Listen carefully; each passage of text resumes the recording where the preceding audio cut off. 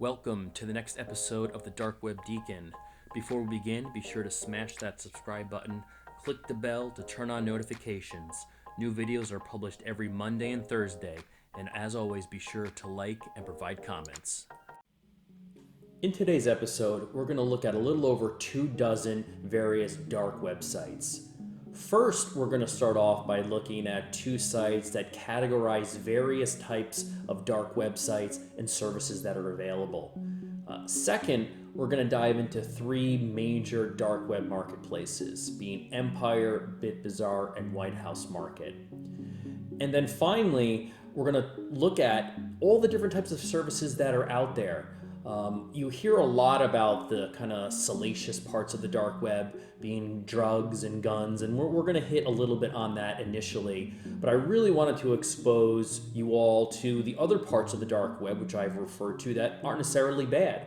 They're informative, there's whistleblowers, there's political activity. And so we're going to start to look at things like entry points, financial service sites that are on the dark web, domain services, privacy and security, hosting, various blogs, email, social networking services, along with forums related to whistleblowing, political activities, and then just a few other just random dark websites that can provide entertainment or are a little bit humorous.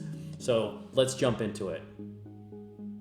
Okay, the first site we're going to quickly look at is DuckDuckGo. I've mentioned this in some previous videos that I have on dark web search engines. So DuckDuckGo is a great engine for anonymous browsing, and that can be used both on the dark web and the surface web. Next up is DarkWebLink.com /market comparison. This one gives an extensive view of different dark web marketplaces. So these are the ones that sell a lot of drugs and other illicit data on the dark web. And it gives basically a detail of uptimes, commissions, whether there's two-factor authentication or not. And so you can see that there really is an extensive, probably about 24 major marketplaces. Some of these are active for the most part. Some of them are a little bit inactive or may potentially be defunct. But for the most part, you can see that there is significant uptime on a lot of these. The other one that is very valuable when trying to navigate the dark web is DeeponionWeb.com. This one also kind of lists darknet markets, ones that it views as scams, vendor shops, which are really not necessarily marketplaces in terms of when you think of something like Empire or BitBazaar that are more Amazon-like. These are more specific to drugs. And then there's various forums. And so this not only contains whether or not the sites are up, but it also contains information on the different URLs that are associated with that particular marketplace, along with comments from people who've actually tried it out. One of the really interesting ones is Onion.live. So Onion.live provides details on each, specifically to these markets, along with all of the different Onion links that are associated and whether or not they are up or down. So you can see for this one, so White House Market, which is one of the ones we're going to look at, trust score 95%, and then it lists all the current market URLs. It looks like there's about 5 total that exist right now. 4 of the 5 are currently active. So this is a really useful site to see what is up and what is down, because one of the frustrating parts often for someone who doesn't have experience with the dark web is you'll go to these different onion routes and there'll either be a real long time to resolve or eventually they'll just time out. And so a site like this provides that kind of initial one-stop shop to figure out, which ones are currently active or defunct, and out of the current links, which ones are active and what is the rough response time and when they were last seen as being an active response. Next up, I wanted to look at three major dark web marketplaces, being Empire Market, BitBazaar, and White House Market. So the first one we're going to look at is Empire Market, and it has multiple categories you can browse by: fraud items, drugs and chemicals, tutorials, counterfeit, jewelry and gold, carding items. Others can be almost anything in there, along with software and malware. This is very Amazon-like and kind of in the mirror image of the original Silk Road and Silk Road 2 and Alpha Bay and Hansa, which have all been shut down. It has a rating system and it offers a lot of different products and services. Next up is BitBazaar. Again, not quite as flashy and well organized as Empire Market, but still has a fairly high rating if you look at some other sites and how it's rated. And again, this has, digital information, drugs, prescription, stimulants, cannabis here, and also additional information around things like carding and software and exploit kits. And then last up is White House Market, also highly rated. And this one is a little bit more similar to Empire Market. So you have various drug categories, various things for online businesses, bank logins, bank dumps, SSN, date of birth, PII information, various software kits and packages, whether that be to attack other devices or if it's just password keys to other software and license keys to other pieces of software. Services, social engineering, hosting, fake documents, forgeries and counterfeit, things like watches and jewelry are all listed and readily available on this site. One other site I wanted to show you is this one. So this is an Onion service site. And this one is specifically, so this is not a marketplace, but there are a ton of sites just like this that aren't marketplaces, but that are geared toward one specific item. This one in particular is about Apple. So they claim to have various iPhones, tablets, MacBooks, all readily available and for sale with a supposed trust score of 80, although that looks like it's probably manufactured. And if I may digress just a bit, prior to dark web marketplaces that were Amazon-like Empire, like a White House Market that we just saw, most of the activity was very similar to this, where you'd have a single site that had a limited set of products that someone was selling. They could be legit products, but chances are they were either stolen or they were knockoffs. A little brief history. So Silk Road was the first dark web marketplace. It launched in February of 2011. Ross Ulbricht was believed to be the mastermind or one of the masterminds behind that. I can discuss that in a later video. But that site was shut down by the FBI in October of 2013. Silk Road number 2 came online in November of 2013 and lasted till roughly November of 2014. It was shortly shut down after that, along with another site called Atlantis. Silk Road 3 was relaunched in January of 2015, and an incarnation of that currently still exists. Along the way, major markets similar to the original Silk Road, such as Alpha Bay and Hansa, have also been taken down by international law enforcement and the FBI. Next up, I want to look at two particular sites that really categorize and list various services that are out there on the dark web with active links. So the first being Tor Hidden Services web links. And it lists everything from search engine and news to financial services, along with obviously the drug marketplaces, but we've done that to death, I think, at this point. Commercial services, things like, again, these are all illicit behavior, skimming devices, probably, again, carded iPhones. But then blogs and essays and wikis, email services, various social services, various forums, political advocacy, whistleblowers, and then of course things around hacking and cracking, and then also some audio and music services. So good has a pretty good list, a broad list of different dark web services that are available. The other one is basically the Hidden Wiki. This one is extremely useful. This has a ton of information, and we're actually going to use this basically for the rest of the video. And we're going to go through each of these points, looking at a few introduction points, financial services.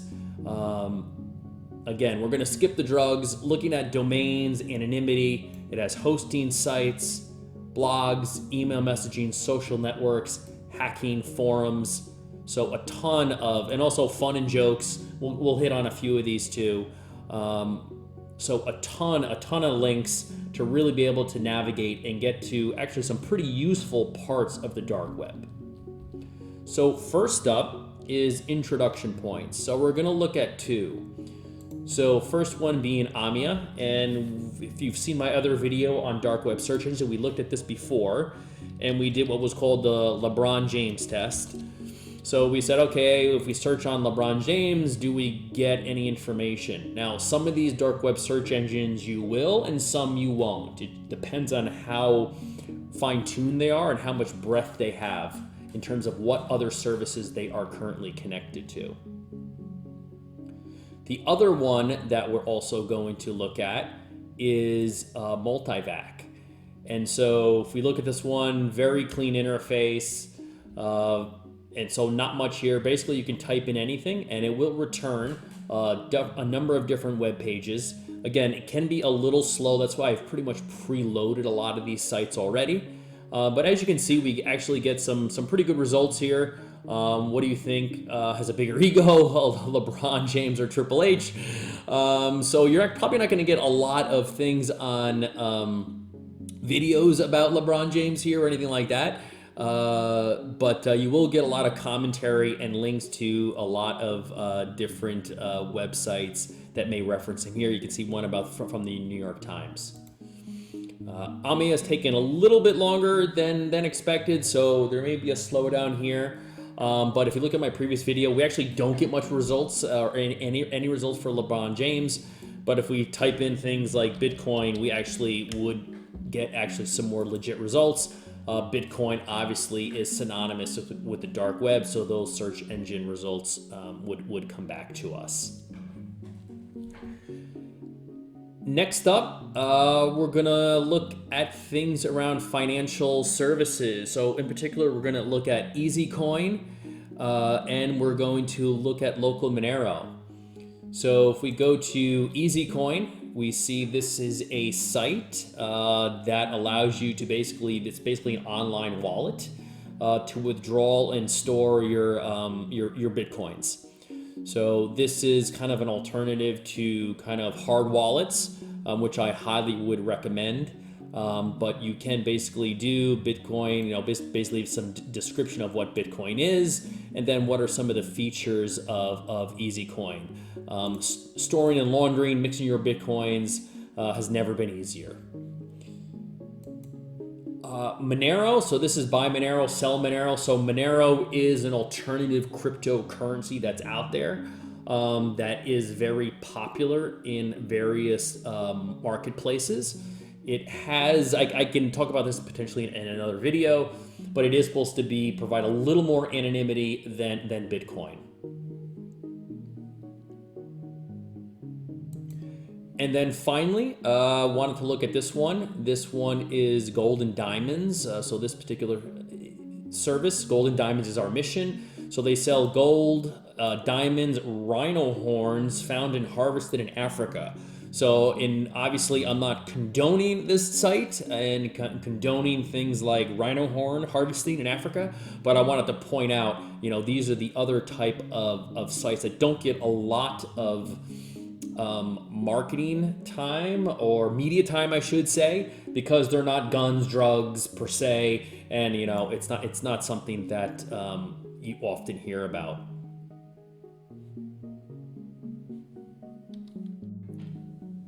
Next up, we're going to look at some domain services and anonymous and security privacy services.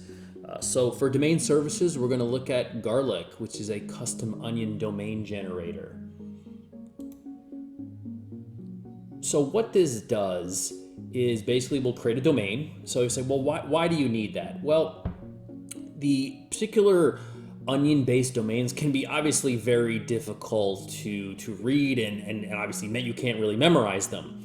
And so what this does is it allows people who create these onion services, for in this example, Harry here, can enter his name Harry. And so this way it's not quite, the host name is not totally anonymized. So it's Harry with obviously the anonymization piece .onion. So this way it provides some level of, for lack of a better term, branding of the onion service. So you know that, hey, I am clicking on this particular onion link. It's related to Harry. A good example obviously here is Garlic. So you can see that they use their own ID maker, and the first part of this onion service is called Garlic. So that's how that is used. The next two services we're going to look at is basically the fake ID generator and Tor, and why both of these are interesting and useful. So first is the fake ID generator, which is a little bit, I want to say, playful. They're not actually creating fake identification documents, but what this service does is it basically creates, when you can think of anything, if you wanted to create a fake ID, online, any questions that you maybe would have all basically get simulated and answered, from your first name, date of birth, potential username, password. Even creates basically fake kind of driver's license, car information, even your physical appearance, your personality, what are your political, where do you side politically, your religion. So you could kind of use this, run this, do online gaming and take on this persona.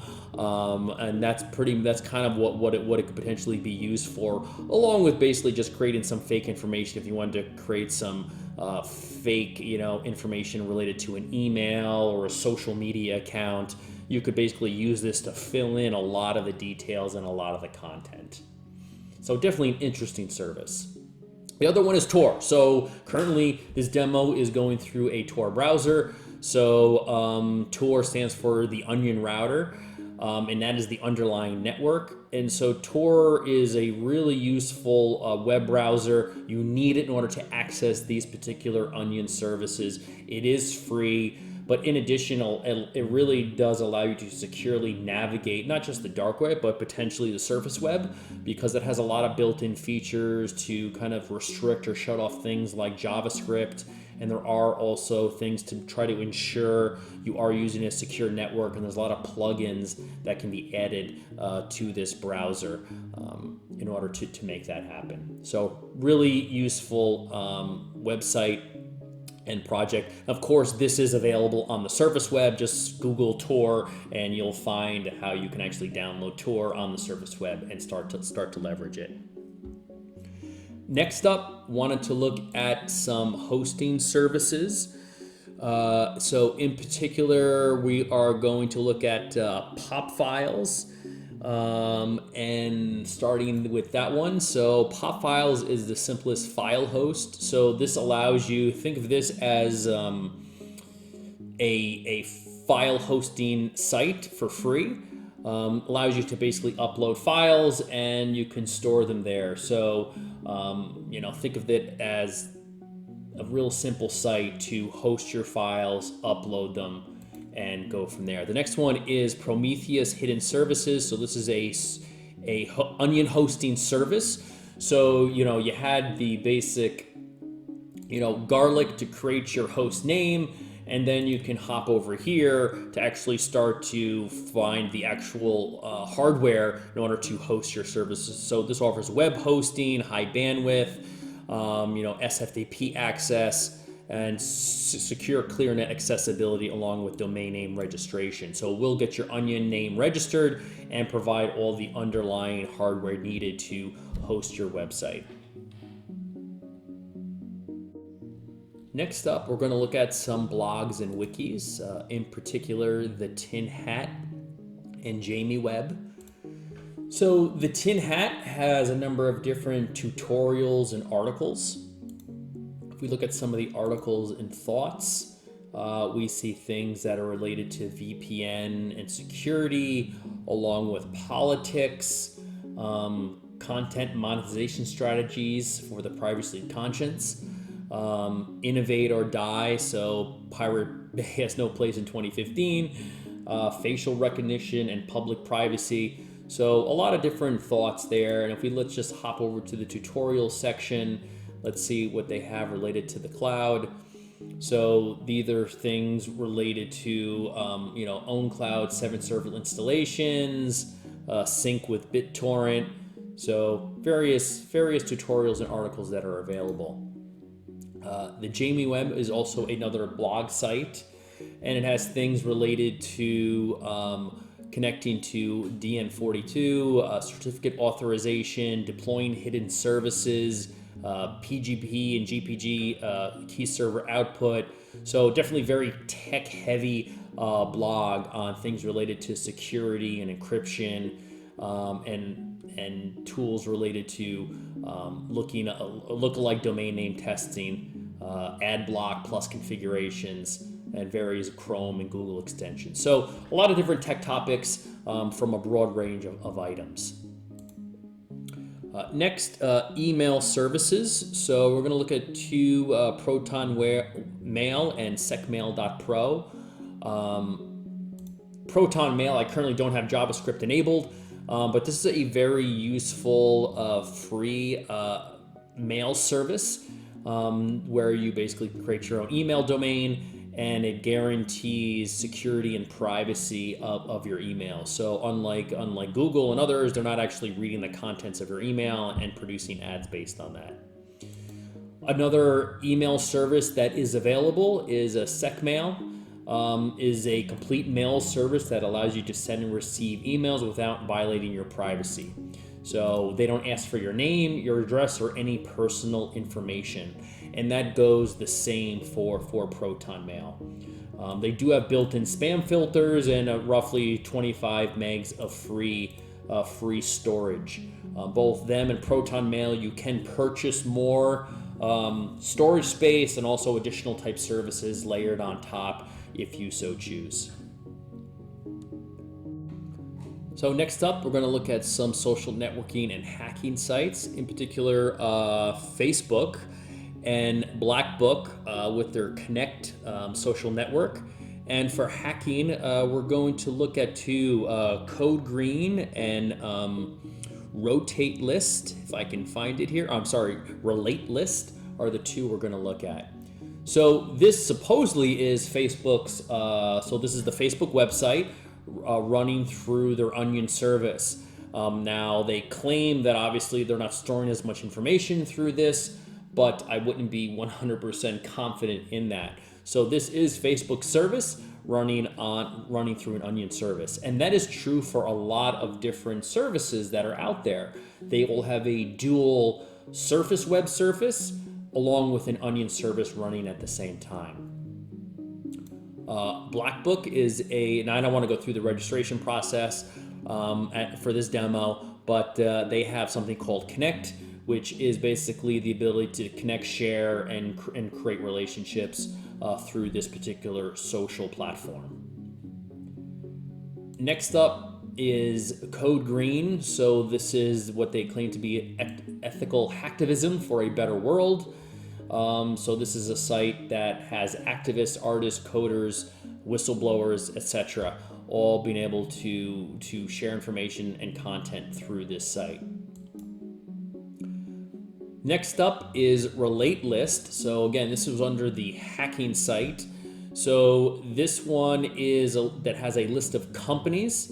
So if we just click on a company here, along with regional organizations like countries, and it will have information such as documents related to that company, along with contacts that are available. Now, some of these contacts and these documents from this type site may not technically fall under public domain. So if you're going to use a site like this, just be leery that any document or contact information you do pull from here, it may not have been publicly exposed by the company. It may have been part of a previous data breach, so just be aware of that. Next up is some forums and boards. We're going to look at the stock insiders and hidden answers. There are a ton of other forums here, and a lot of these forums are pretty useful and relevant in terms of you're trying to find other links and other parts of data or services on the dark web. But looking at this one, so we're going to go to, let's see, the Stock Insider. This one is interesting. Welcome to the dark side of Wall Street. And basically requires a membership. And what this site is claiming to offer is the ability for, I'm an individual or a trader, an individual with access to non-public information about a public company, and I'm willing to share it to other full members. So basically insider trading forum and site where people can sign up and trade stock tips with each other and provide information. Now, obviously this site, no one can probably is verifying whether the quote-unquote inside information is legitimate or whether someone is just posting false information and claiming to work for a company.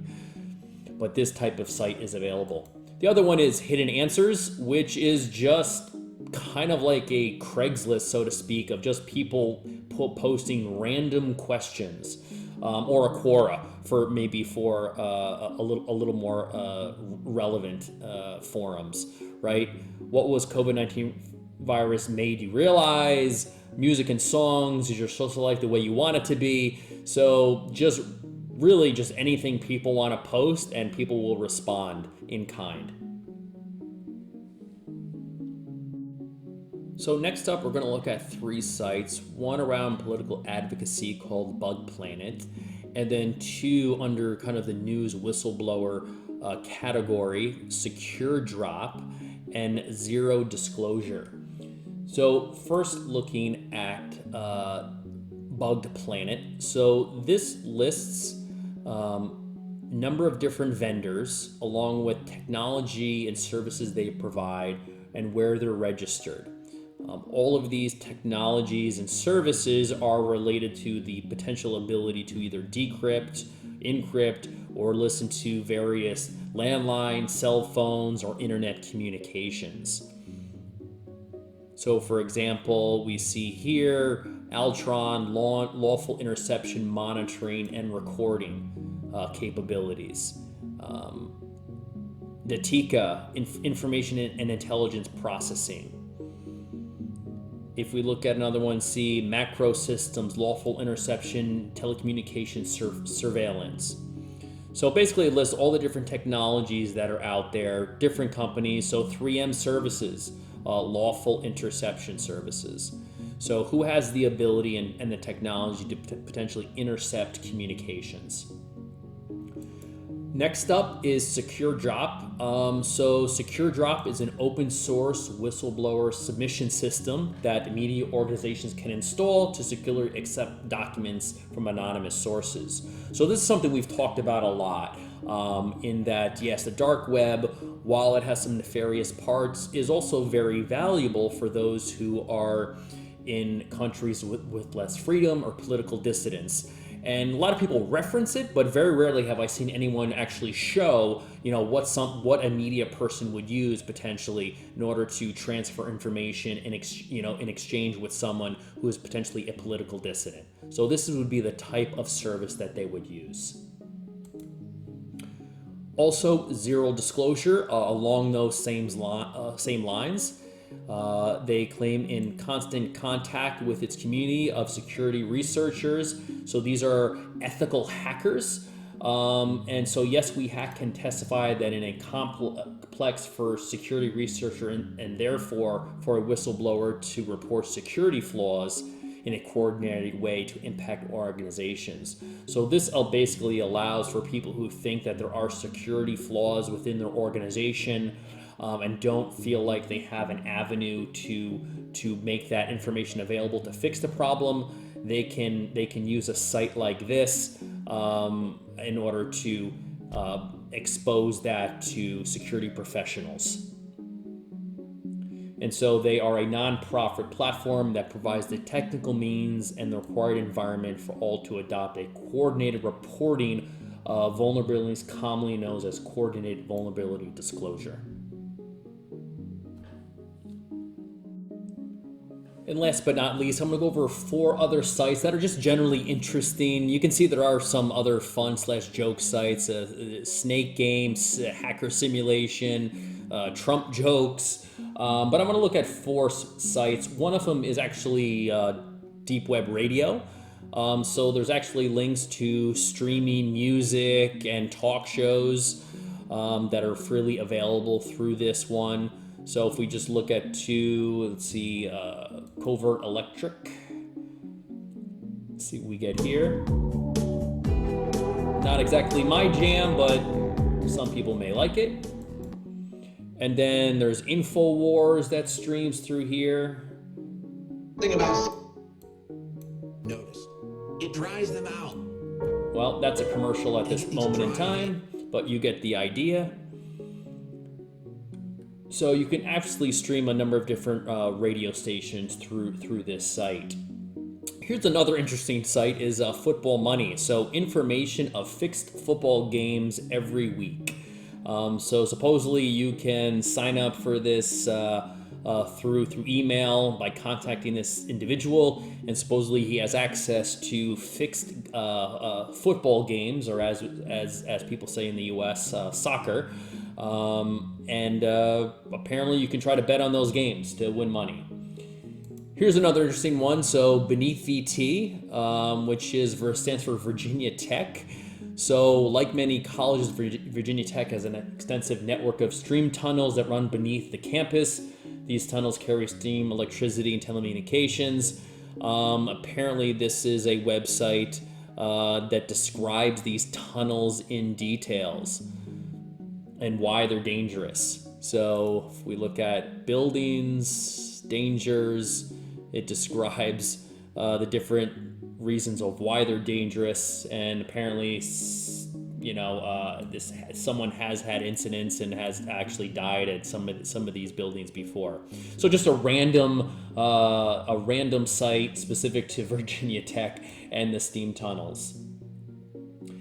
And lastly is Tor Metrics. So this is a really interesting site if you're ever doing research and want to understand kind of dark web activity and the dark web footprint and how many people are on it. Now, obviously, Tor and Onion services don't make up the dark web in totality, but it does give you a good sample size. So if we look at, in this particular example, users, we can see how many users have been on leveraging the Tor web services. We can see a little over 2 million consistently day to day. Also, total traffic, roughly 400 gigs. And then this also lists various Onion services. So it looks like how many unique Onion addresses that are out there. It looks like it peaked at 90,000, dropped down to a little over 60,000, and has slowly started to creep back up. So you can see that the Onion services are fairly volatile, and those addresses can change over time. Before we wrap up today's episode, I'm going to leave you with 4 dark web predictions in regard to a lot of these marketplaces and forums that we went over today. One is continued growth. Silk Road was doing over $600 million a year in transactions before it was taken down. So there's definitely a continued financial incentive for a lot of these illegal online services. Number 2, more mainstream. As UX, UI, and tools become more and more available for the average user, you will see a lot more, I believe, legitimate sites and services, similar to the ones we went over today, with articles and content that'll be available to individuals. Number 3, it'll get darker in certain parts. Parts of the dark web will get darker as law enforcement, both domestically and internationally, continue to crack down and refine their techniques. We saw a lot of great content today, a lot of sites that provided blogs and information and web hosting services that are all very legit. But we also saw a lot of content around illegal services, selling of data, and a lot of other type of illicit activity that is continued to be scrutinized by law enforcement. So some of those, as encryption techniques continue to get more sophisticated, those sites could become darker or harder to access. And the fourth is the move to mobile and messaging-based services. So the move to mobile is just like the rest of us. Most of us are using our mobile phone more than ever before. And so a lot of the services and forms are becoming more and more mobile enabled. In particular, the future of marketplaces looks to be moving toward messenger-based services. So with cybercrime busting agencies and law enforcement gaining the upper hand after they have successfully taken down major markets such as Silk Road 1 and 2, Alpha Bay, and Hansa, a lot of the latest reports indicate that dark web community has moved over to messaging apps to carry out more and more of the illegal trading dealings. There was a research paper by the firm Insights that actually laid this out in detail about 2 years ago. Some of the most popular messaging-based services that are being used for a lot of these dark web transactions are things like WhatsApp, Telegram, Discord, Skype, and Facebook Messenger. All said and done, the messaging apps cannot be the complete solution. They can handle the final transactions, but you still need to shop on a lot of these marketplaces in order to find and look at some of the content and look at some of these products that are being offered. So messenger services can kind of handle the transaction piece, but in terms of the display, looking at all the products, doing all the searching, looking at vendor names and information and ranking scores and trust scores, all that still pretty much is taking place in a lot of these online marketplaces. Thanks for watching, and as always, please like, subscribe, and provide comments, and turn on notifications by clicking the bell in order to check out future videos published twice a week.